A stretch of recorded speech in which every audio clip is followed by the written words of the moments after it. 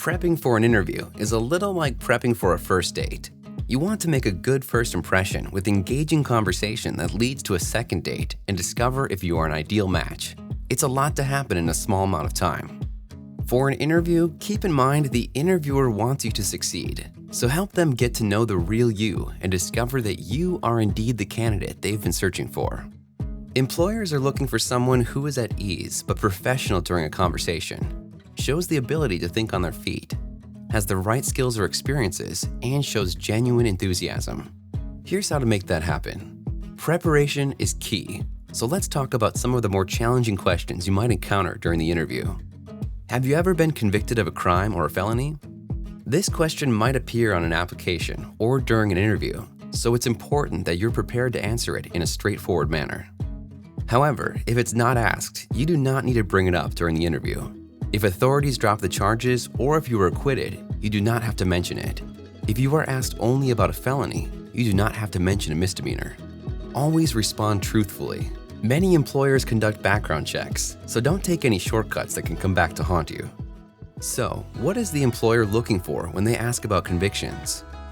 Employers want to feel confident that you learned from past mistakes, that they can trust you, and that you've made real change. So be transparent and honest. Let them know who you are now. Keep the following in mind. Take responsibility for your mistakes. Don't place blame. If the conviction was a long time ago, you can indicate this was X years ago and I'm not that person anymore. Focus on what you have done to make a positive change, including schooling or training, volunteering, and consistent attendance with a support group. Keep it simple and emphasize the positive. There is no need to share the details of the crime. End with a positive summary of your skills and qualifications and underscore your interest in the position. Here's an example of how to handle the question.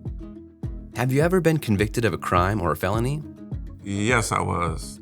I made some choices that I regret, but while I was incarcerated, I used the time to make positive changes. I attended every class that was available, including one in decision making and another in job readiness. I'm ready to start over. You can count on me to make a real contribution. Do you need to elaborate? No, simply provide a sincere, concise answer and stop. It's up to the interviewer to respond or move on to the next question. Now it's your turn. It helps to write down key phrases and practice saying them out loud so you're comfortable addressing the question. We encourage you to pause the video and write down your thoughts. Describe how you have taken responsibility for your mistake, the positive changes you have made. For instance, since then I have earned my GED or become certified in a particular skill, the skills and experiences you can bring to the job, and your interest and enthusiasm about the company. After you write down your thoughts, try saying them out loud. Let's consider another interview question. Why are there gaps in your employment? In some cases, your resume may show gaps in your employment history or a series of short-term jobs. Either will be noticeable, and you should be prepared to explain. The employer is looking to learn if there is a logical reason for the gap, and if you spent the time between jobs wisely. It's normal to have a gap. Simply address it. Provide a brief explanation of what you did during the downtime. If certain circumstances prevented you from working for a short time, share the reason. It might include life events such as caring for a family member, welcoming a new child, suffering an injury, a decision to change career path, or a layoff. Highlight experiences that you gained during that time that could prove valuable on the job. If you were unable to secure a job because you didn't have the skills and then got them, share that good information and convey your enthusiasm for the position. Here's an example. Why are there gaps in your employment? While I was looking for a full-time job, I took a number of temporary jobs to pay the bills. During that time, I gained customer service skills and learned to work a register at a fast food restaurant. At one company, I learned how important accuracy is in taking orders over the phone. And at the cleaning company, I was responsible for cleaning 3 offices every weekend. Received good reviews from all 3. I hope you agree that all these experiences bring value to this job. Here's another example of what a candidate might say if they were incarcerated and worked during that time. Be honest, to the point, and focus on the positives. Yes, I was incarcerated for 9 months after making a choice that I regret. I used that time to make some positive changes.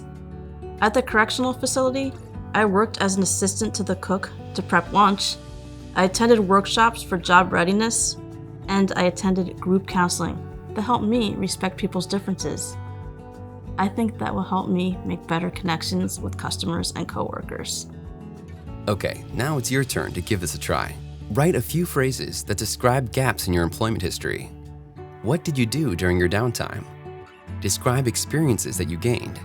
Suggest how those experiences or skills could be valuable, and share your enthusiasm for the position. Another common question is, tell me about yourself. The employer is looking to see if you are confident and have a good sense of self-awareness. Practice answering each question by drawing on 3 simple points. 1.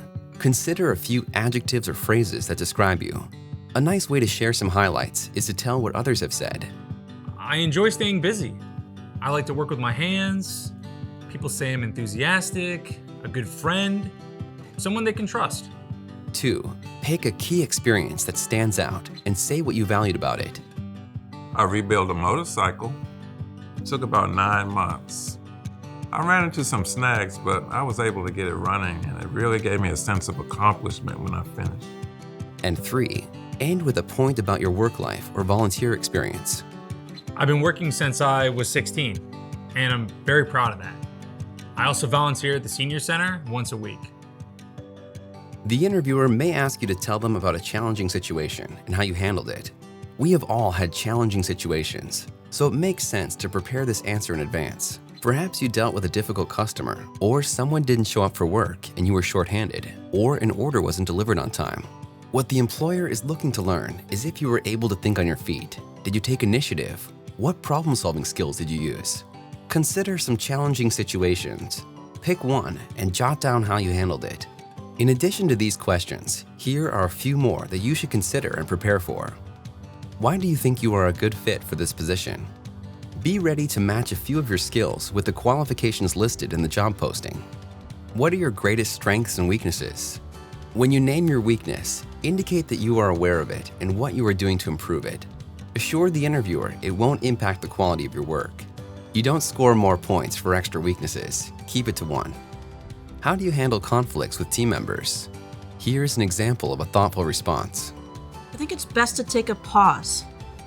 Consider the problem from the other person's perspective, then talk it out with them to come up with a solution. After you've considered and practiced your answers to these questions, you're sure to feel more confident about going into an interview, but you're not quite there yet. Remember that date? Chances are if you dress the part, show up on time, and get to know a little about the person before meeting and think about some questions to ask, it's going to go a little better. The same holds true for the interview. Dressing appropriately is something employers notice. It shows effort and respect on your part. That doesn't mean expensive, that just means neat. No wrinkles, tucked-in shirts, clean shoes, neat hair, and nails. If you wear makeup or jewelry, keep it light. Another concern employers bring up is that candidates don't know much about the company. It's your responsibility to know the basics about the company you are interviewing with. It's as simple as looking online and going to the About section. In just a few minutes, you can check out what they do, how long they've been in business, and where they are located. And if possible, check if there's a bio about the person you are meeting with. You never know, you might discover you have something in common, like a hometown or hobby. Finally, the interviewer may ask you if you have any questions. Having a question or two ready illustrates that you've prepped for the interview. For instance, can you give me an idea of what an average day might look like? What would you say is key to succeeding in this role? Or why do you like working here? Thank the interviewer for their time. If possible, follow up with a thank you email.